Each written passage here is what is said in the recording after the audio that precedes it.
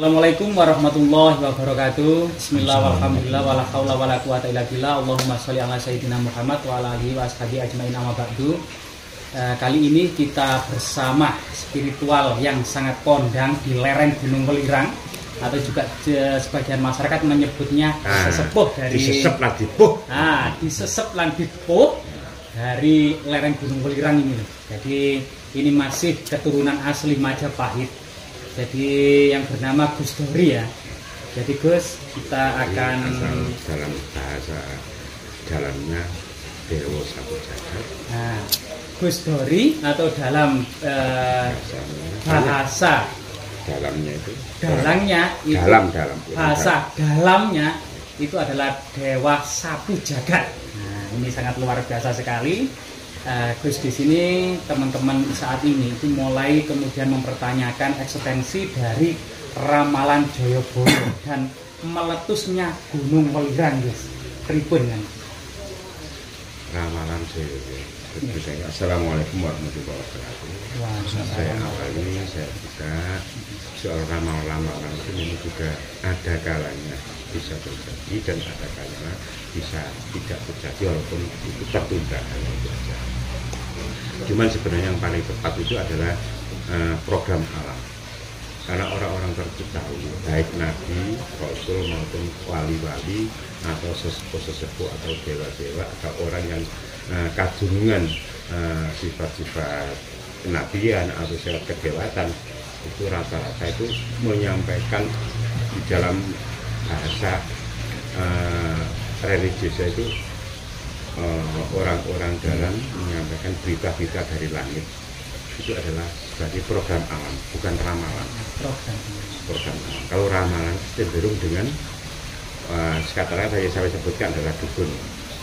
Ini ada program alam. Program alam itu tetap akan terjadi.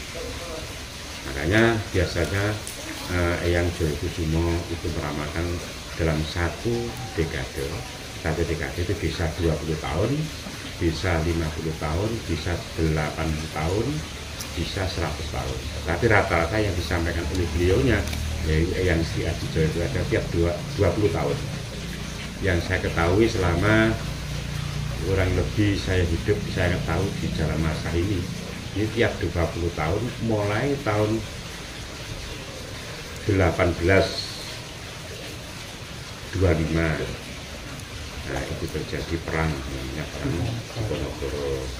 Terus jarak 20 tahun lagi 1845 juga terjadi besar-besaran revolusi alam. Terus tahun 1865 itu juga terjadi kejadian yang luar biasa.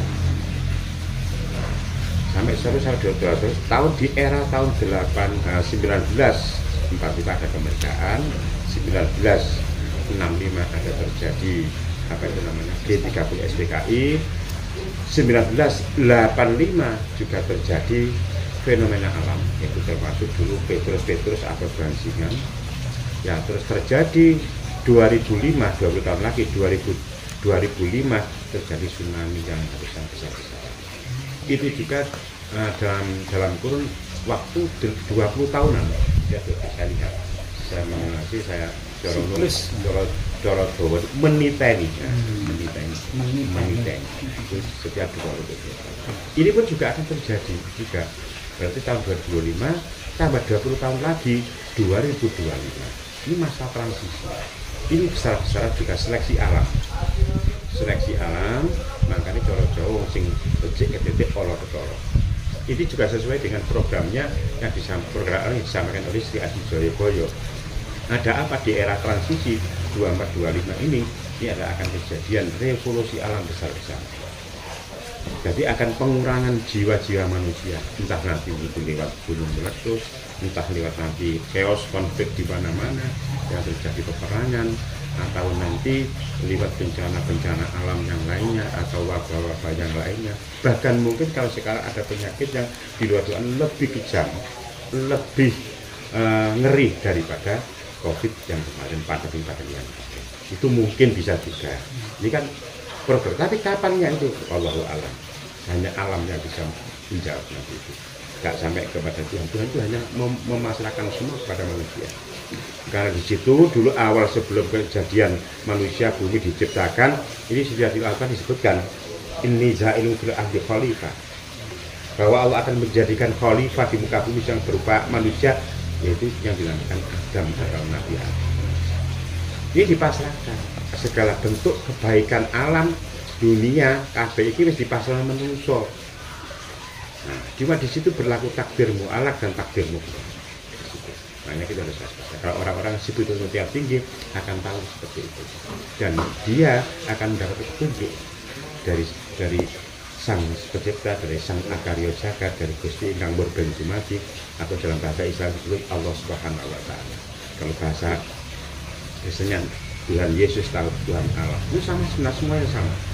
Kalau kita bisa mengkaji seperti itu, ritual seperti itu, agama apapun sama sebenarnya, cuma jalannya berbeda-beda. Istilahnya kalau kita sampai ke Surabaya, istilahnya ada yang dari Malang, Sidoarjo, Surabaya. Kalau ada yang dari Kediri, lewat Jombang, lewat Mojokerto, Gresik, Surabaya. Yang mungkinnya dari Tuban, lewat Lamongan, Gresik, Surabaya. Tujuannya sama. Makanya kita tidak bisa membedakan, tidak bisa boleh mengolok-olok atau menyalahkan agama-agama lain. Semuanya itu berbeda. Cuma caranya berbeda-beda, tapi tujuannya sama. Kalau kita putar yang dari Tuban suruh lewat Malang, ya nggak mungkin mau. Tapi jangan terus. Makanya itulah fungsinya beliau pendiri negara Tanding Faza adalah Bapak Insinyur Soekarno, Maestro Soekarno Busarinah, itu mengatakan bahwa Indonesia adalah Bhinneka Tunggal Ika. Yang paling tepat adalah Pancasila. Makanya jangan sampai ada orang yang menginginkan Indonesia dijadikan negara Islam, atau dijadikan negara Yahudi, atau dijadikan negara-negara Hindu. Jangan sampai. Ini tidak tepat dan akan berbenturan dengan program-program Pancasila. Itu juga semuanya adalah bagian daripada apa yang disampaikan oleh beliaunya Sri Adi Suyoto.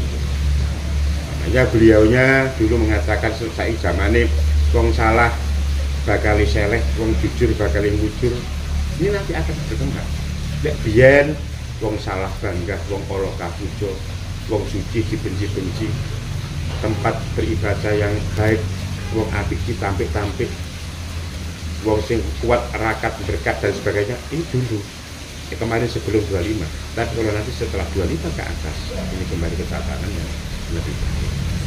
Mungkin sebentar ada pertanyaan lagi terkait salah satu ramalan Jayabaya, misalnya Blitar jadi natar atau meletusnya welirang di samping ini, Gus. Ini konon katanya di berita-beritanya alam. Ya mudah-mudahan itu nanti orang-orang berilmu, orang-orang tahu tentang BNP, BNK dan sebagainya itu bisa mengantisipasi dengan baik. Karena kalau itu diucapkan oleh beliaunya akan terjadi, tapi kapan, wallahu a'lam. Makanya dulu kalau meletusnya gunung-gunung 6 gunung, termasuk Gunung Semeru, Gunung Welirang, Gunung Kelut, Gunung Api, dan sampai disambut dengan Gunung Krakatau, itu nanti mungkin ya kurun hampir bersama. Ada istilah Blitar jadi latar, Kediri jadi kali, Tulungagung jadi kedung, Jombang jadi Blumbang, Mojokerto jadi kuto, atau bisa dibilang Mojokerto karena opo-opo, Gresik Resik, Surabaya jadi Segoro, Pacet Pancet, karena sing ngomong wong Pacet saiki. Tapi itu nanti akan terjadi, mungkin akan terjadi, entah kapan akan terjadi. Karena apa? Itu tetap terjadi fenomena siklus alam. Karena alam berputar. Setiap zaman ada orang, setiap orang ada zaman. Bukan kok Blitar jadi latar semuanya, enggak. Dalam arti ya latari. Makanya bayangan Blitar itu bumi layah akhir raja indah tanpa. Blitar bumi layah, bumi layah indah tantra adiraja, disingkat Blitar. Makanya pertemuan Blitar ada di situ, ada penatalan untuk menatar semua raja-raja, calon-calon raja itu dicatat di Candi Penataran. Makanya ada Candi Penataran itu. Nah, itu nanti akan kalau sudah selesai, ya itu akan terjadi Blitar dan Kediri dari kali. Kediri dari kan bukan kok semua Kediri, ya akan dilewati kali yang besar. lahar-lahar yang dari gunung manapun akan bertemu di sana. Nah, kenapa kok ngulon sama ngidul? Ini sudah perjanjian. Ngalor, amblas pacet diri. Makanya mau pacet dia ngomong pacet-pacet. Karena perjanjian akan kalau meletusnya akan mengarah ke utara, ke mana? Selatan dan ke barat. Disambung dengan gunung Belut, disambung dengan gunung Merapi dan sebagainya. Itu bisa mengukur kapan. Nah, sekarang juga sudah terjadi ada pergeseran-pergeseran apa itu istilahnya, bencana itu mungkin nanti kita juga berantas semua yang bila-bila kali berantas. Kenapa dikatakan kali berantas? Ya akan memberantas semua. Sungai berantas artinya memberantas. Dan tidak menutup kemungkinan nanti kalau sudah mungkin yang sering meletus kan anak Krakatau, belum bapaknya Krakatau atau belum ibunya Krakatau, malah akan putus Pulau Jawa di kelas. Makanya wong Jawa kudu eling jalan untuk sampai wong Jawa lali Jawa. Makanya wong Jawa sing gak arep Jawa akan dipisahkan oleh alam nanti. Nah, konon katanya Sunda ke barat itu juga mau Jawa. Itu mungkin meletusnya Krakatau. Entah itu Krakatau atau bapak Krakatau. Selama ini yang terkenal anak Krakatau, bapaknya sama ibunya belum muncul. Terus ada lagi?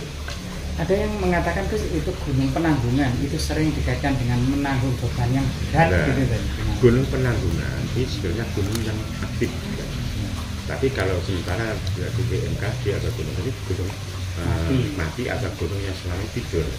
Tapi di bawah kawah Gunung Penanggungan ini yang memberikan jalur di dalam bawah tanah, mungkin lebih kurang daripada 5 kilo ke bawah. Ini adalah kawah yang menyalurkan semua gunung-gunung yang berada di Jawa, bahkan di luar Jawa.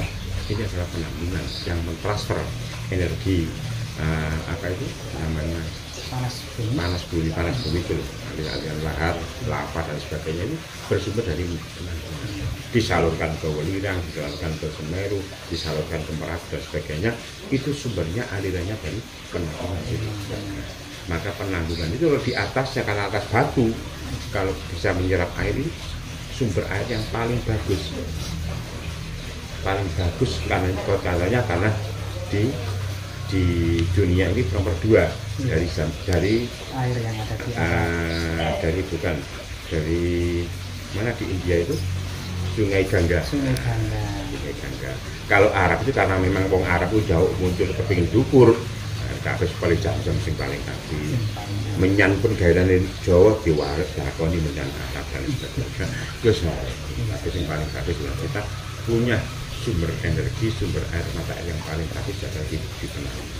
Makanya dikatakan penanggungan itu nanggung semua beban-beban yang berada di perut bumi. Cilik tapi mentik, gede tapi dawa. Cilik penanggungan tapi besar tanggung jawabnya. Tanggung jawab besar. Tapi tanggung jawabnya besar. Oh ya, terus sebenarnya di belakang kita atau di ini kan identik dengan makam yang Mbah Jurang Dawa. Ada juga yang mengatakan Mbah Tunggul Ametung. Nah, pripun ceritanya? Sementara kalau dari mbah-mbah dulu mengatakan beliau ini adalah Jurang Dawa karena apa? Jurang itu sebenarnya jero dawa itu panjang. Jadi mungkin jero pikirannya panjang nalare dikatakan. Konon katanya dulu itu ada orang meninggal tapi bersinar selama 7 hari. Nejo joro-joro. Nah, akhirnya ditemukan oleh sebagian warga Dusun Poros sebelum Barat. Dusun Poros ini ternyata dalam masjid, akhirnya dibawa dan dimakamkan di sini karena tidak tahu namanya, dikatakan Mbah Jurang Dawa soalnya meninggalnya di Jurang Dawa. Nah, terus diteliti dari batu-batu yang ditinggalkan termasuk patokan ini ya. Ini ternyata batu antisepasi sebelum Majapahit. Nah, batu-batu sebelum lingga-lingga sebelum Majapahit. Artefak yang sangat tua sekali. Sangat tua dan itu di masanya air. Nah, Tunggul Ametung. Jadi makanya kita juga ingin mengupas sebelum kita menyampaikan bahwa ini adalah makam Tunggul Ametung, kita harus ada bukti-bukti secara fisik, secara estetik, secara sains yang bisa nanti bisa diterima di kalangan namanya generasi milenial. Kalau generasi tua ya tahu, kalau generasi milenial harus ada bukti secara estetik, secara sains, secara logika. Dan logika itu pun kalau tidak dibalik dengan logistis akan apa? Nonsen. Logika juga perlu logistik. Paikiran tok gak ada panganane lho ya. Puyeng nyanyi pun. Nah, akan air kita uri-uri. Karena yang uri-uri budaya ini adalah bagian daripada rasa syukur kita kepada Tuhan Yang Maha Esa liwat jeripaya leluhur atau sesepuh yang sudah mendahului kita.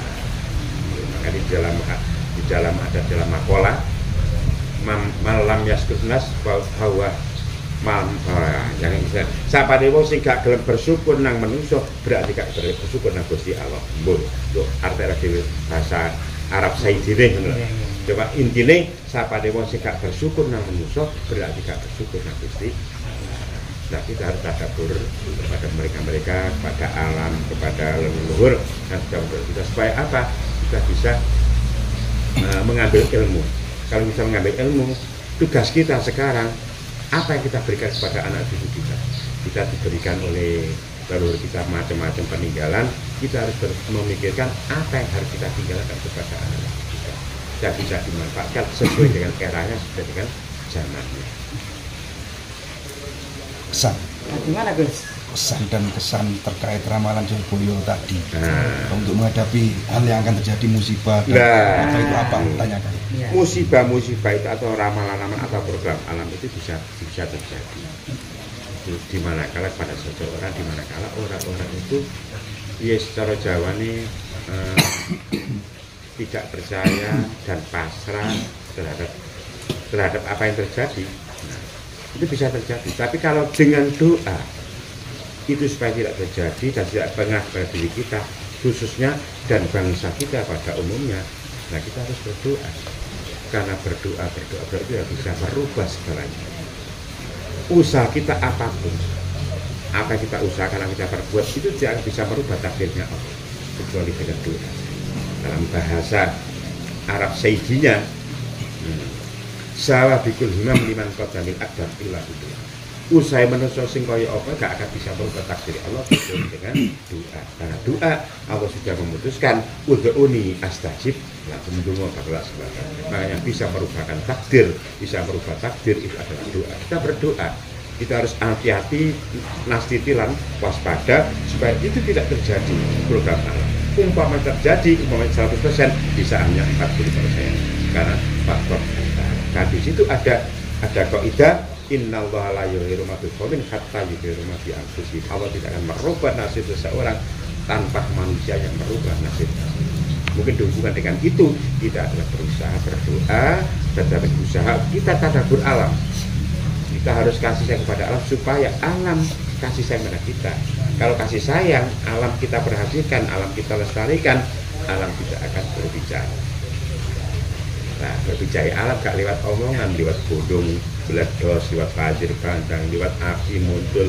Ini alam sing ngomong. Nah, supaya tidak terjadi seperti itu, tidak berdampak yang sangat fatal pada manusia harus berpikir apa yang kita sampaikan, ya berusaha, berdoa dan mengabdi kepada Tuhan lewat apa? Lewat seluruhnya masing-masing. Kalau kita Islam, jalankan Islam dengan benar sesuai dengan aturan Islam. Kalau kita Kristen, jalankan Kristen dengan benar sesuai dengan aturan tersebut. Kalau kita Hindu Buddha, jalankan aturan Buddha dengan benar. Insya Allah kalau kita menjalankan syariatnya masing-masing tidak akan terjadi bencana-bencana itu. Karena bencana itu adalah hakikatnya merupakan peringatan terhadap manusia, peringatan kepada alam, terhadap penghuni alam supaya bisa menyatu, bisa takabur, bisa ya, karena manusia hakikatnya adalah bagian terkecil daripada unsur alam. Baik api, bumi, angin, banyu itu juga alam yang berada di dalam itu mungkin. Nah, untuk mengantisipasi bahwa itu terjadi adalah dengan doa, usaha dan kita tadabbur alam. Kita gak usah takut dengan itu. Kalau memang terjadi ya terjadilah, karena semuanya itu adalah ada hikmahnya. Di balik semua itu ada hikmah. Karena di dalam bahasa bahasa anak-anak pesantren, khairi wasalihi minallah, elek adik baik dari itu jauh kepada Allah. Kita kembali kepada Allah. Ditegaskan dalam Al-Quran, inna lillahi wa inna ilaihi raji'un. Asal dari Allah akan kembali kepada Allah. Ono elek, ono adik, ono enak, gak enak, ono seneng, gak seneng. Itu akan mungkin.